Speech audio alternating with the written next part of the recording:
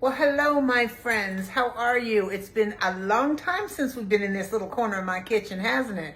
Welcome back to Kiki's Kitchen. It has been something like 3 weeks tomorrow, something like that. So I have missed you. I was glad to catch up with you on Thursday. That was awfully nice. Since that time, we have run to Charleston. We actually ran out to Kiowa and sat on the beach for an afternoon on Friday. Came home today, went to the grocery store, unpacked everything, put it all away, and I'm ready to make a little bit of dinner. I don't know what it's like at your house, but it is about 92 here today. Very warm. So we're going to have a really nice, delicious, light dinner tonight.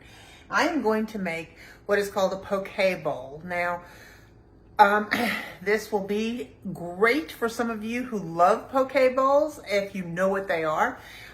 And it'll be a little bit off the beaten trail for some of you who have never heard of it or kind of shy away from those kinds of things. What I will tell you is this: it is just delicious. It really is. And I'm going to make mine. I'm going to make a tuna poke bowl. So here's my tuna. This is, I get this at Aldi, by the way. This is in the frozen food section of Aldi, and it is sushi grade ahi tuna. So sushi grade is what you want when you're looking for something like this, because we eat it rare. You don't have to. You can cook it all the way through. That's fine. But for us, and to get the true great flavor of it, we like it rare. So let's move forward on that. I have it in here because I'm going to marinate it just a little bit. I have some soy sauce. This is not, normally I have low sodium, but I don't today, but that's all right. So I'm going to tell you that I'm going to use maybe 1/3 cup of soy sauce, and I'm going to put that in here. In my, everything blends in with my counter, as you can see. I am going to put in about, let's call that 2 tablespoons of brown sugar. We got to go out to the beach. It was my husband's out of the blue idea. Let's just go sit on the beach. Great idea. And it's Beachwalker Park in Kiowa. It's truly one of my very favorite places. I really do love that stretch of beach there. And the water was probably already, June 7th, and the temperature was probably about 80 to 81, something like that. It certainly was no shock. Normally my perfect temperature is 86, whether it's a pool or the ocean, but 80 to 81 on my ankles, because I didn't go all the way in. My husband, of course, he was in swimming around. It was a little bit too chilly for me to do that, but it was wonderful. Wonderful on my, splashing it up and cooling myself off, that's for sure. Okay, so I have simply soy sauce and brown sugar in here. I have sesame oil. Thing I want to tell you about that: when you buy sesame oil, keep it in the fridge. It will go rancid if you don't. So I'm going to put, and it's also pretty strong. So that was maybe a teaspoon, maybe. And that's probably even overstated, 1/2 teaspoon. And to this, I'm going to add a splash of cold water.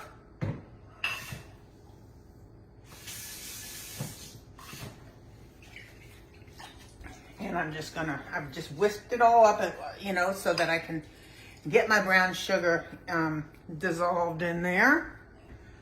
And it's going to go into my ziplock, and then I'm going to throw this into the fridge until I'm ready. And see, I told you to do it until it was dissolved. Did I do it until it was dissolved? No. That's right. It'll dissolve in there. So I'm going to let it, I'm going to kind of press the air out of here. And then I am going to let this sit in the fridge because it only takes a second to cook this. And I want it to be nice and cold. So it's going in the fridge. The rest of my poke bowl, and you know what? This is all subject to what you like. I'm making a poke bowl is all about the things that you like. I have corn that this was actually frozen corn, and these are lima beans. I wanted them to be edamame, but they weren't. But baby limas work fine. So I defrosted it, put it in the microwave for a few minutes to let it cook. I'm gonna drain this, and then I'm gonna put it in the skillet with some cilantro and some onion, and then I'll put a little bit more sesame oil in that to kind of mirror it all. So stay with me, and let's see how this thing develops. Hang in there. Okay, so we're back on this side of the kitchen, and I have about a half a stick of butter in here, and I am going to add a half of an onion diced small first. I'm going to get that in there first and let that just cook for a little minute before I put the lima beans and the corn in. Once those are in, at the end, I'll add the cilantro. Now, many of you voice an opinion you don't like cilantro. Cilantro is a love or hate thing. People love it or hate it. There's no middle ground, it seems. And you know what? If you don't like it, just don't use it. It's okay. You can use whatever you like in your stuff. My husband is lurking in the background. I gotta get ice. Well, you can get I ice. think we'll stick in the camera. He is making us a mojito. It's a festive air around here today. Whew. See if I can't turn that down a little bit. Just until your onions get translucent. That's all you want, really. I just want to give them a little head start before I put anything else in. And actually, to tell you the honest truth, about as far as that needs to go. Can you see that? Let me turn my light on. Not that this light helps a lot. I know this, but. So, just for a minute, now I'm going to put in, again, you can put in, you can certainly use edamame. I would have if I had it. I don't. And I really do find that lima beans make a good substitution. So I want to just swish this around and get it all coated with some butter. Now this is a cold salad, so I am making this ahead of time because I don't want it to be hot. So I'm going to make this and set it aside. I'm going to do this rice, which again, I get at Aldi. Thank you, Denise, for your recommendation because it's delicious. This one is a whole grain brown rice. The Jasmine is really good too. And it's microwavable. You squeeze, because you can feel in here, you kind of squeeze the rice to break it up. And you tear it at the top and microwave for 90 seconds. Boom. And there's perfect amount for 2 servings, so I don't have to be doing all that other stuff to get 2 servings. So, because it's just a small part of the salad. So, I'm going to go ahead and add, actually I'm going to do a little seasoning here. Let's not be crazy. Let me get out of my, oh, and look what my friend Denise got us. Actually, she sent them home to my husband, but I'm claiming them. So these are, so I've got my coarse kosher salt in here. And look at this. Is that the coolest thing ever? It's got a little light that comes on so that you can see, you know, what you're doing. And you don't have to shake it or anything. It's awesome. So I've got a little salt and pepper in there. Gonna add a little garlic. Just a little spritz, little background flavor. And now I'm gonna add my cilantro. You'll see when I build this salad, you can omit whatever you want. But this makes it very yummy. There's mango in this salad, blueberries, wonton strips. I can hear my husband cringing as we speak. Not in his salad, mine. I got the better salad. But it's all in what you like, and those are things he doesn't. So I'm going to let this cook for a minute until that, because everything is essentially cooked in here, but I like those flavors to meld together. So I'm going to let this cook a minute, and then I'm going to let it cool. I've also made my dressing. Let me show you that. My dressing is very simple. This is my dressing. This is mayonnaise and Sriracha sauce. As you can see, I need more. Sriracha. Now, I'll tell you, if you go to the international aisle and you find a bottle of Yum Yum sauce, that's the same thing. That's what I made here. So I just have mayonnaise and sriracha with a little splash of sesame in it. And then I'm gonna thin this because this is gonna be a salad dressing and it's a little bit thick for that.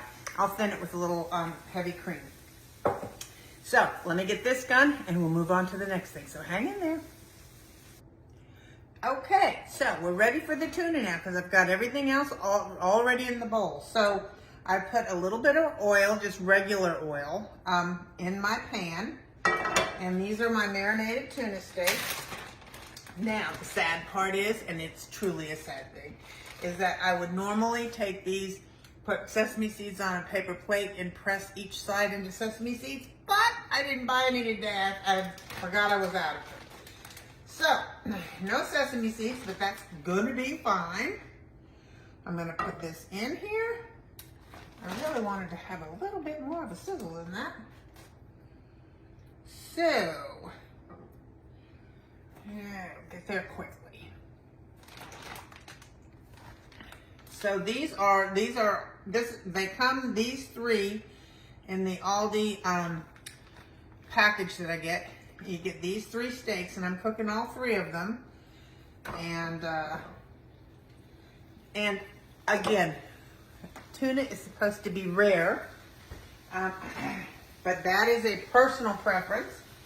I am going to dot them a little bit with this sesame oil, just a tiny bit, only on one side, just to give it a little of that flair.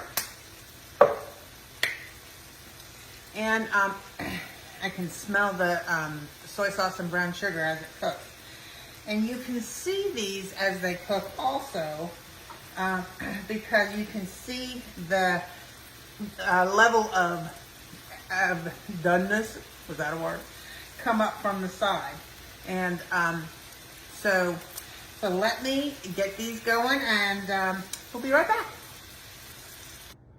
Okay, we are to the voila standpoint. So this is mine, and look at all that color. And and this is my husband's. His is a little less, he doesn't like wontons. But I want you to see that teriyaki. I've got blueberries in there, blueberries, tomatoes, fresh mango, a little bit of lettuce. This is the brown rice, and this is our corn and lima beans or edamame.